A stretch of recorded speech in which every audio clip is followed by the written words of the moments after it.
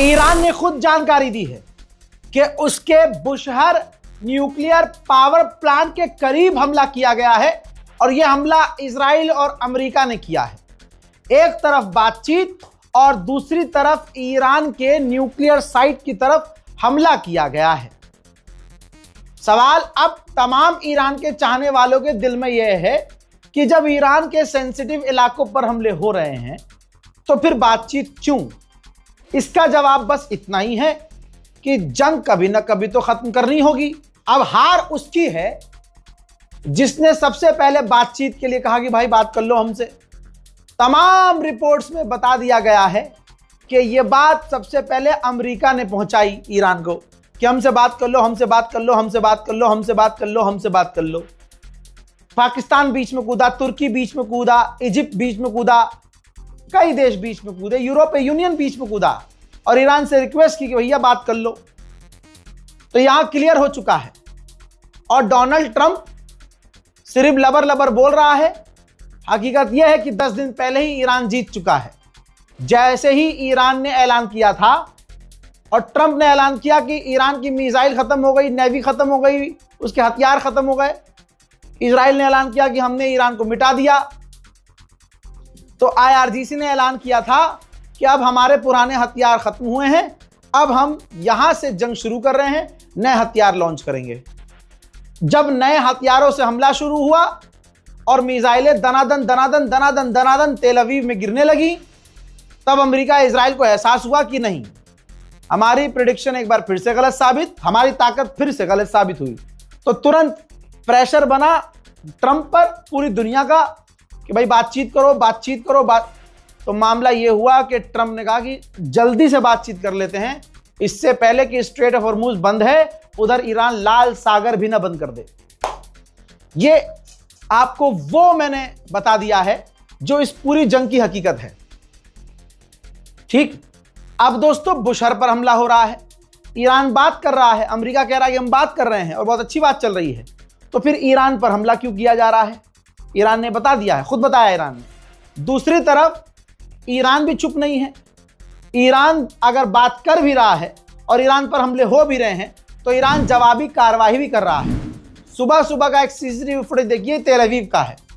Iran ने ऐसी missile दागी कि इजराइल के इलाके में कार के ऊपर जाकर मिसाइल गिरी और कार ऐसे उड़कर जमीन पे आई जैसे कागज की कार हो। इतना ही नहीं, एक और मंजर देखिए, इजराइल सेंसर कर रहा है लेकिन सेंसर के बाद ये कुछ तस्वीरें आई हैं। ये तेल अवीव है भाई साहब, तेल अवीव। सोचिए, यही वजह है कि अमेरिका इजराइल जो कभी नहीं चाहते थे कि सीज फायर हो, वो पूरी तरह से ईरान को गज्जा बनाना चाहते थे। ये देखो क्या बना दिया है इजराइल का। ये ईरान के हमलों का असर है कि जो उसके पॉश इलाके हैं जहां पर हर चौक पे एयर डिफेंस सिस्टम लगे रहते हैं, वो एयर डिफेंस सिस्टम भी ईरान की मिसाइलों को नहीं रोक पाए। और इलाकों का हाल क्या किया है, सिविलियन साइट्स का हाल क्या किया है, आप देखिए। बड़ी बड़ी इमारतें तबाह हो गई, आवाम बंकर में थी, बाहर निकल के अपने घर देख रही है, तबाही देख रही है और फिर नेतन्याहू गाली बक रही है। मंजर देखना चाहते हैं तो और देख लीजिए।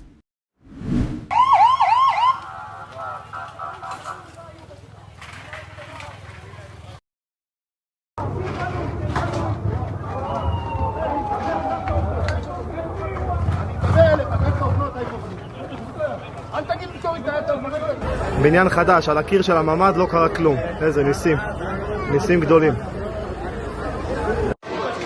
עכשיו נפל פה בפתח תקווה, פה ליד הבית שלי.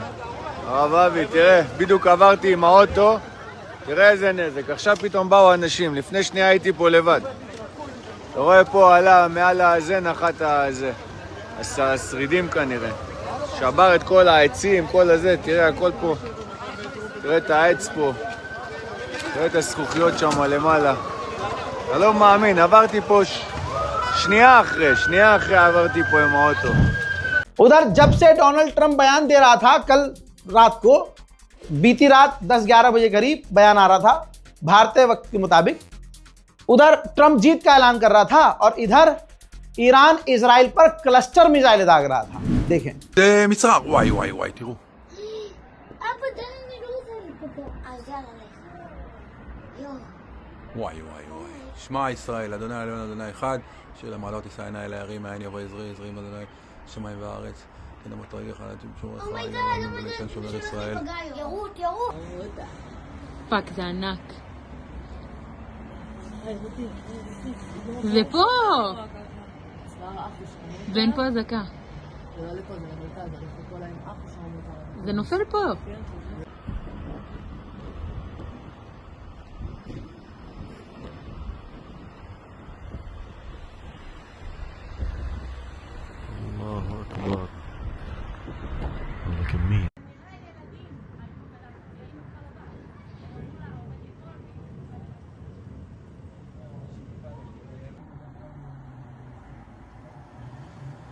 וואלה חברים, מתפצל. תיזהרו.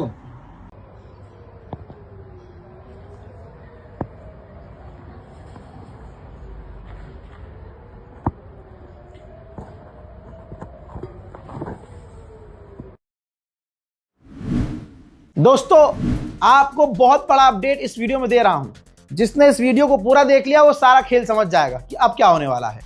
डोनाल्ड ट्रंप का प्लान यह है कि सबसे पहले 1 महीने के लिए जंग बंद की जाए।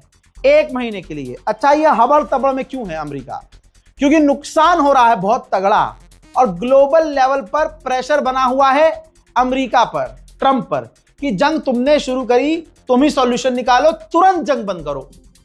इजराइल भी राजी है कि हाँ, थोड़ा मुझे सांस लेने का मौका मिल जाएगा, मुझे अपने एयर डिफेंस सिस्टम ठीक करने का मौका मिल जाएगा। अमेरिका भी सोच रहा है कि मिडिल ईस्ट में अपने एयर डिफेंस सिस्टम सही कर लें और 1 महीने तक बातचीत भी चलती रहेगी ताकि आगे फिर कंटिन्यू बात हो। तो इस दौरान दोनों देशों ने शर्तें रखी हैं, जिनमें अमेरिका ने ईरान के आगे 15 पॉइंट रखे हैं, जिसमें ईरान से मांग की है कि आप न्यूक्लियर बनाने का प्लान छोड़ दो, आपका जो एनरिच यूरेनियम है वो हमें दे दो, आप अपनी मिसाइलों को बनाना बंद कर दो, मिसाइल प्रोग्राम बंद कर दो, और मिसाइल अगर बनाओगे तो एक लिमिटेड किलोमीटर के हिसाब से बनाओ, बहुत कम दूरी की, और अलग अलग तरह की मिसाइल नहीं बनाओगे, और अपने ये प्रॉक्सी जो आपके साथी हैं ये ग्रुप खत्म कर दो, ग्रुप को सपोर्ट करना बंद कर दो। ये ईरान से ट्रंप की मांग है। और साथ में अमेरिका कह रहा है, डर देखिए कितनी फटी पड़ी है, कह रहा है मिसाइल का पहले आप इस्तेमाल नहीं करोगे, पहले आप हमला नहीं करोगे, जबकि ईरान कभी भी पहले हमला नहीं करता है। आधी से ज्यादा बातें तो ऐसी रखी गई हैं जो ईरान पहले से वो करता ही आया है, उसके रूल्स ही ऐसे हैं, प्रिंसिपल्स उसके ऐसे हैं। फिर मांग किया कि स्ट्रेट ऑफ हॉर्मूज को खोलो। आ गया औकात पे गुलाबी सुअर, तुम तो कह रहे थे तुम्हारी नेवी खुलवाएगी, ताकत के जोर से खुलवाएंगे, 48 घंटे में ये कर देंगे, अब क्या हुआ?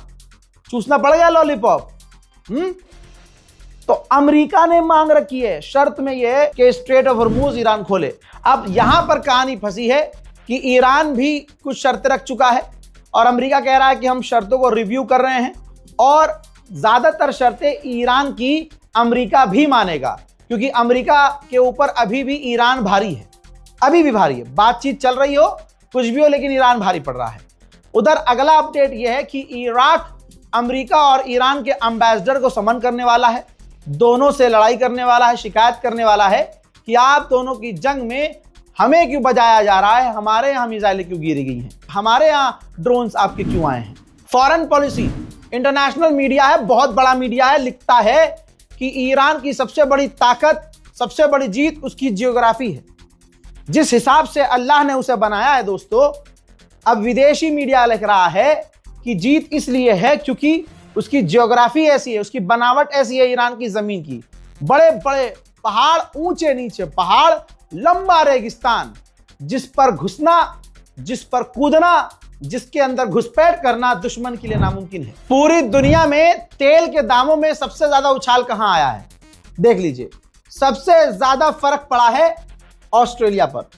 ऑस्ट्रेलिया में 32% दाम तेल के बढ़े, पाकिस्तान में 25%, तीसरे नंबर पर अमेरिका में सबसे ज्यादा दाम बढ़े 24%, साउथ कोरिया जर्मनी, उसके बाद China, Sri Lanka, UK, Malaysia, Brazil, Bhutan, Indonesia, Japan, इन सब पर झटका लगा है। और इस रिपोर्ट को शेयर अब कर देना। दोस्तों, अरबों को मौका मिल गया है अपने आका को खुलकर आका बोलने का, और वो काम यूएई ने शुरू कर दिया है। सभी जानते हैं, मैंने एक जुमला बहुत पहले बोला था कि यूएई इस इलाके का दूसरा इजराइल है। यूएई ने सूडान में आतंकवादियों को पैसा देकर वहां पर नरसंहार मुसलमानों को करवाया। यह रिपोर्ट सारी दुनिया जानती है।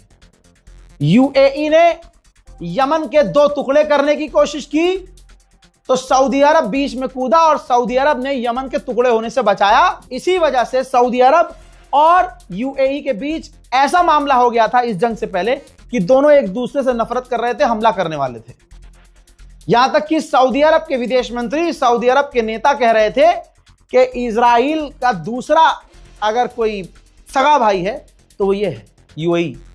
यूएई हमारी ताकत को कम करने के लिए ये सब कर रहा है। लेकिन जब ईरान, इजराइल और अमेरिका की लड़ाई हुई तो ये सारे सुअर की जात एक हो गए ईरान के खिलाफ।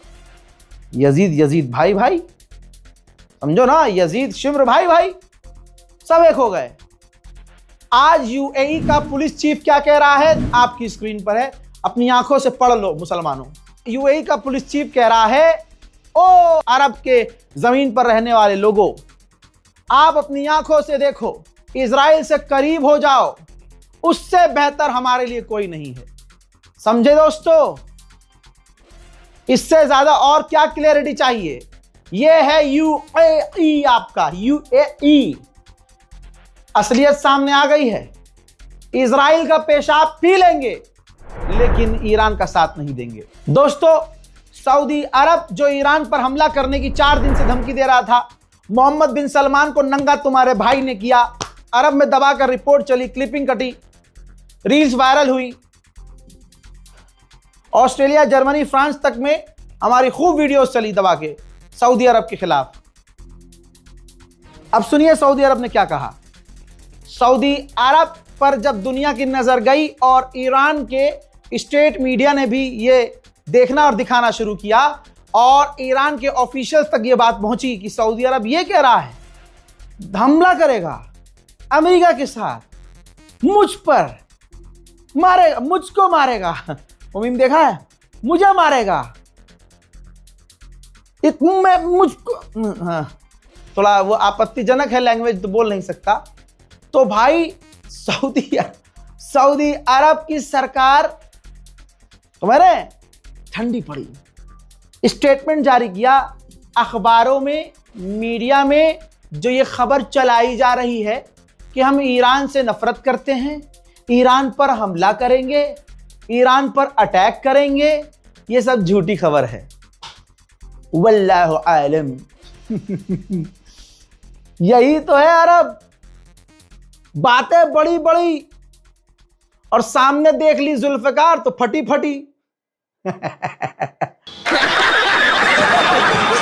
जहां डोनाल्ड ट्रंप जीत का ऐलान कर रहा है, डोनाल्ड ट्रंप का जो बाप है नेतन्याहू के बाद डोनाल्ड ट्रंप की तमाम छोटी बच्चियों के साथ आपत्तिजनक चीजें करती हुई वीडियो हैं, जिसको दिखा दिखाकर वो धमकाता है, ब्लैकमेल करता है।